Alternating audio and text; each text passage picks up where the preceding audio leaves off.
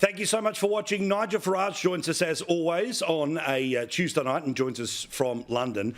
Mate, there's some big breaking news coming from merry old England this evening, which is that a court has now yet again turned around and said no to Prince Harry and his want for more security protection when he's in the UK.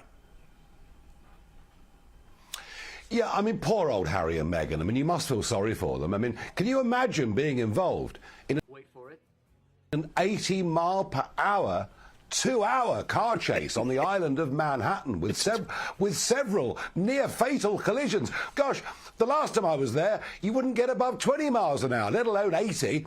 I mean, honestly, what an incredible cock and bull story that was. Clearly fictitious in the most extreme way. All part, of course, of this legal action. But there's a bigger picture here. This is one of five legal actions Harry is currently fighting. He seems to spend his entire life with lawyers, suing people, taking cases to the High Court here in London. And what that shows you is there is a deep unhappiness within the soul of this young man. And I'm not sure, frankly, that marriage to Meghan is doing him any good at all. What do we know, if anything, of the court and saying that doesn't make sense? no? Is it because he doesn't have standing? Is it because he doesn't live in the UK anymore? What is seemingly one of the major reasons why? Well, obviously, we know that the government's taken away. He's not a working royal. So what is the reason, essentially, he's been Very good question. booted out here? OK, so, look, he's not a working royal, therefore he's not entitled to the normal police protection. OK. But equally, he can't himself Hey, y'all, come look at this.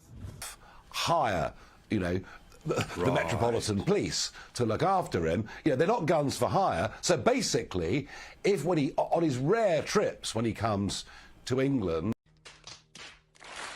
like on days when his father gets crowned and he pops in for a bit and then goes, he's got to pay for his own private firm of security, and they of course will liaise with the police and the police will oversee it, but you can't have individuals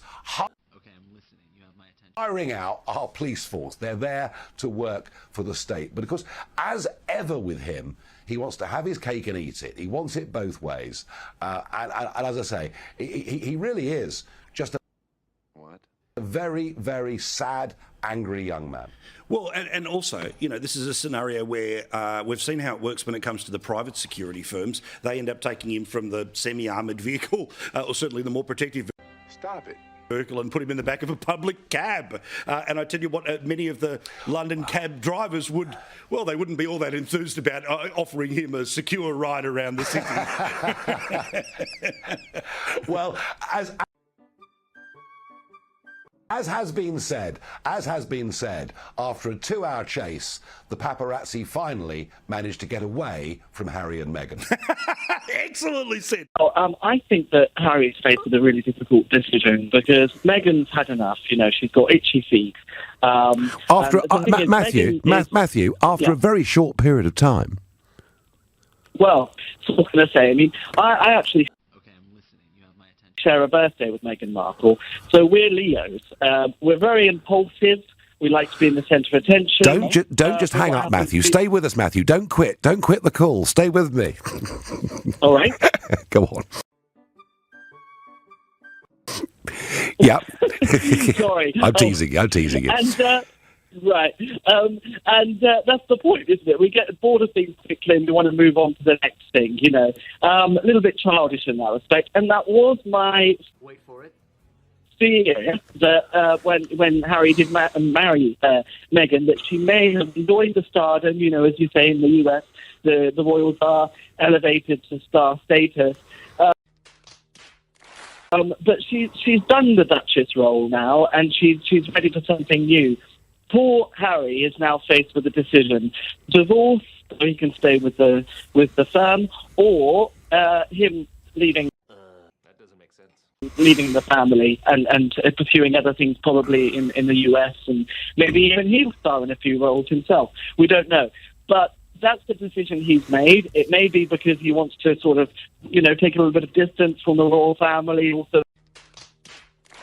because of all the scandals surrounding his uncle. These are all factors as well.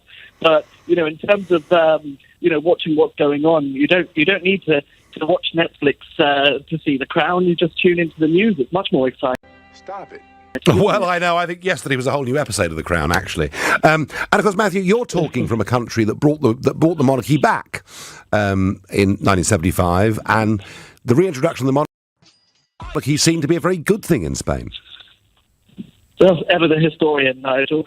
I think you're a bit more clued up on the Spanish Well, it's true. No, it's true. I mean, actually, after post-Franco, post-dictatorship, Spain became a modern democratic country, a constitutional monarchy, and I think it's actually been quite a great success in Spain. And I know there are, countries around the world that act as republics, but it certainly worked there. Matthew, thank you for your call. And Matthew says she's a Leo, and that's part of the problem. Sorry, I don't buy that, but it was interesting.